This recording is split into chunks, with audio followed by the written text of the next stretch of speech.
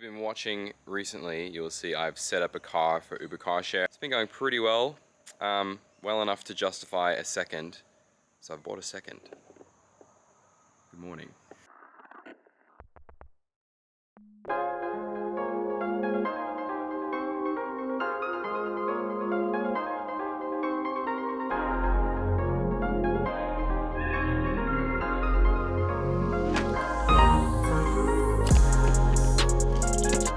This is my new, old, 2001 Holden Vectra. Needs a couple little things, but generally it's pretty good. Now what I've done with this one is I decided to spend a little more on the car and a little less on fixes. So the Barina I bought for $1,300 and ended up needing to spend like $1,600, $1,700 on repairs. You know, it worked okay, but not the way I wanted to do it. So with this one, I spent $1,900 on the car and it's only gonna need probably $500 to get it ready. And that's including fun stuff like CarPlay and whatnot. Pretty good. Steering wheel fading as you'd expect, but the seats are all pretty nice. Back looks pretty good.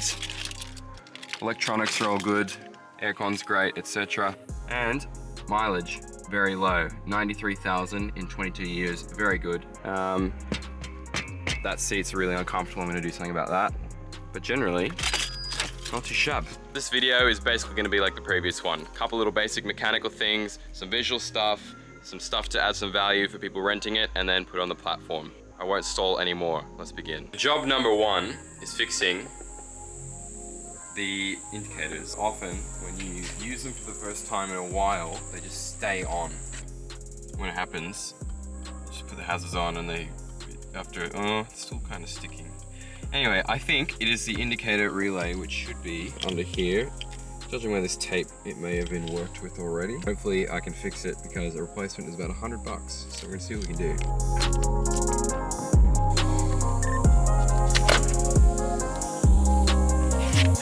There we are. Now, these clip tabs usually mean you can take the car off and that it's serviceable. So we're gonna have a look.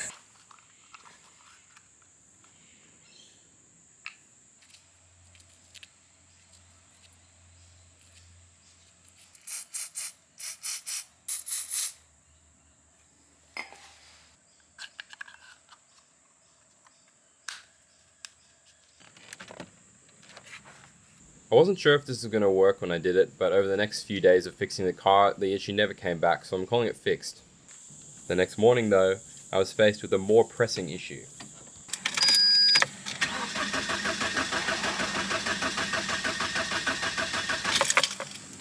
Not good. Now, I do have a Kylie reader, but it's not compatible with this car because it's too old. So what we do instead is, that was not required to remove that at all. We've got our OBD2 port here and we short out pin 6 with 5. Great question on which two those are. Okay, so we have number 6 and 5 shorted together, and now with this key to second position we should get the engine light flashing in a sequence that represents a code. So let's see what happens here.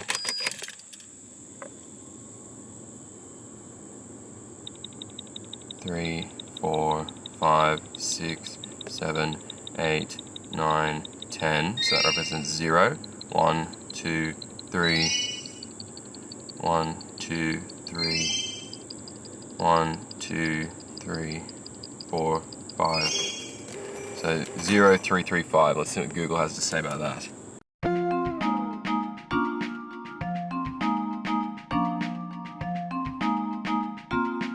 The reason why it was so confusing is because the Australian Vectra uses a combination of two different engines from Europe. It's a different model code and the location of the parts is different. I've literally bought a Haynes manual to try and find this and it didn't really help because I had to figure out the model codes. Eventually got there. The position sensor, I can't even get a camera to where it is, but it is behind this bracket for the power steering pump. Also behind the dipstick tube, almost impossible to even touch, and because it was covered in black oil and grime, it was just invisible. Kind of embarrassing, but this is just how it is. I'm not a professional, so this stuff takes longer. I have at least managed to test it. It is definitely dead. So I've ordered the replacement, $60, not the end of the world. I'm gonna put together the rest of the engine stuff I took apart that didn't need to come out for this, Trek. Sorry about the cicadas, that constant disgusting clicking sound. Hate it so much. Fun fact about cicadas, actually, they have a lifespan, I think it's 15 to 17 years. They're only in the wild for 4 weeks of that. So they basically kind of like hibernate, gestate, I don't know what it's called, for 17 years. And then finally, for the last 4 weeks of their life, they come out and they make that shit noise. And then they die. Pretty pointless, isn't it?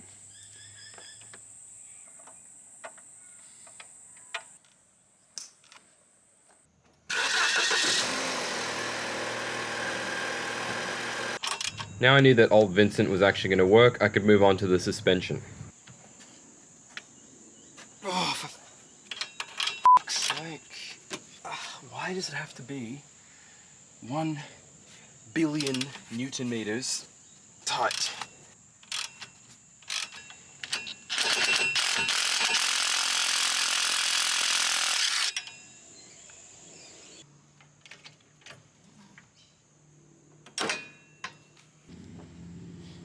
Not a lot left of this one.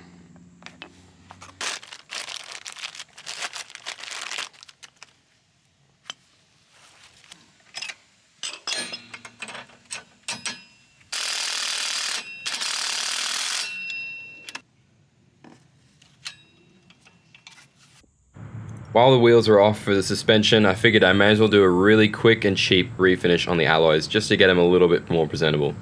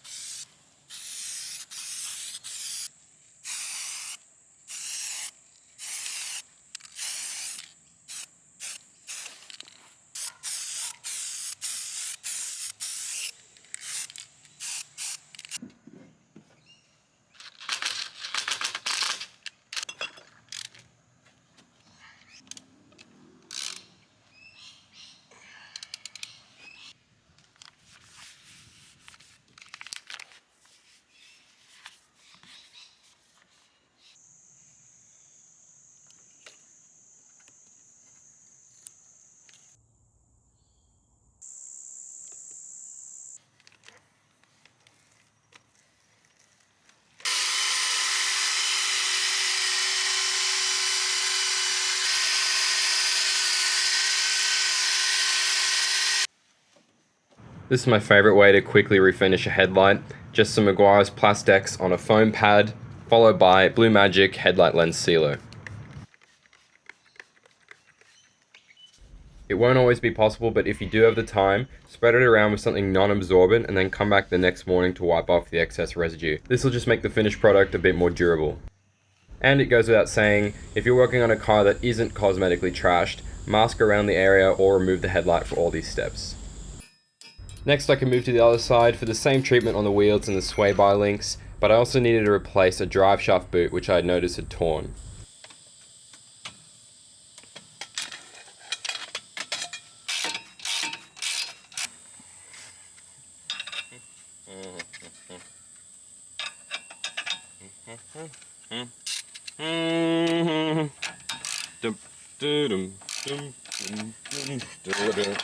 Oh. That was easy. And there you go.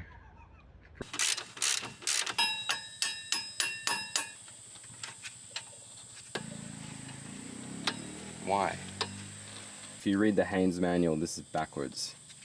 The bolt head, I think, is supposed to be facing the back of the car for this reason.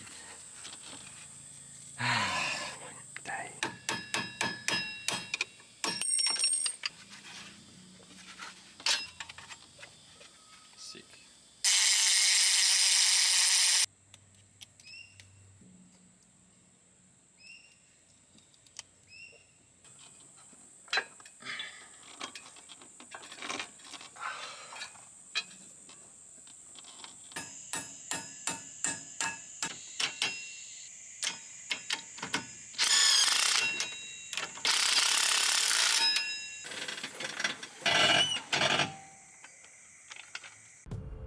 The next morning, my Uber Carshare kit arrived, so I decided to get all that ready to go on the car. In the box, you get a set of stickers. You don't have to use them, but you can. You got the OBD connecting GPS tracker, windscreen toll tag, and the lockbox.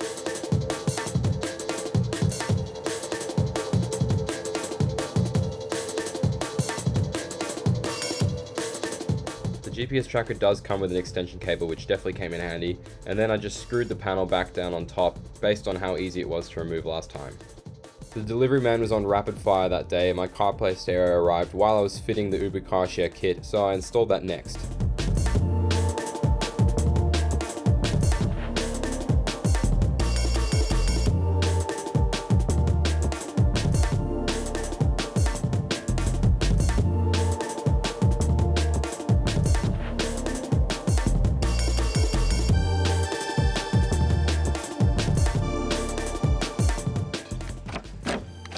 Working. Sick.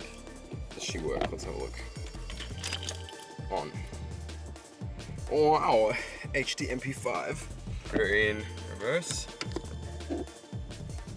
Nice.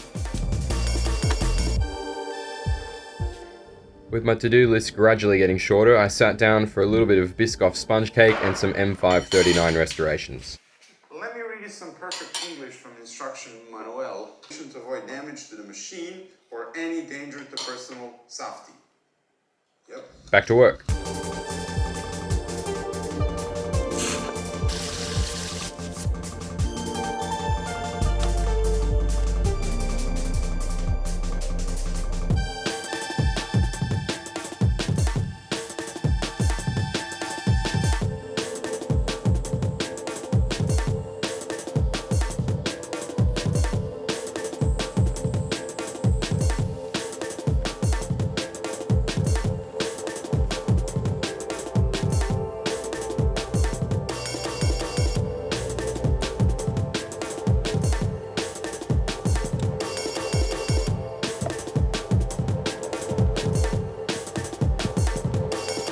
We're just going to check the throttle position limiter I've put on to make sure that it doesn't quite redline. I like to just put a position limiter on these rental cars so people can't thrash it as much and it doesn't use as much fuel.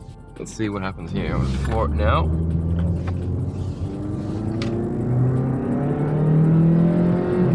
Okay, a bit past 5,000.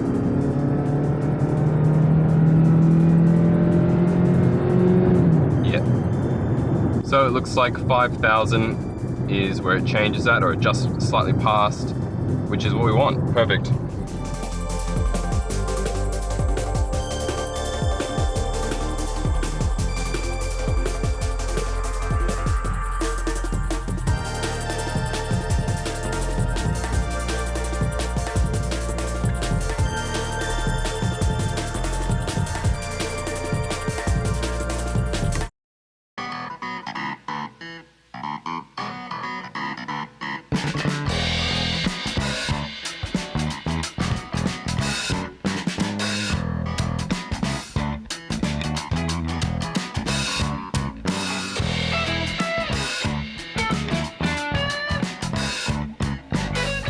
There you go. If that doesn't look like a massive transformation, it's because it isn't. There's really no point in being a perfectionist on a car that already has 58 dents, I counted, and especially when it's just going to be dragged into curbs and bumped into stuff anyway by people booking it.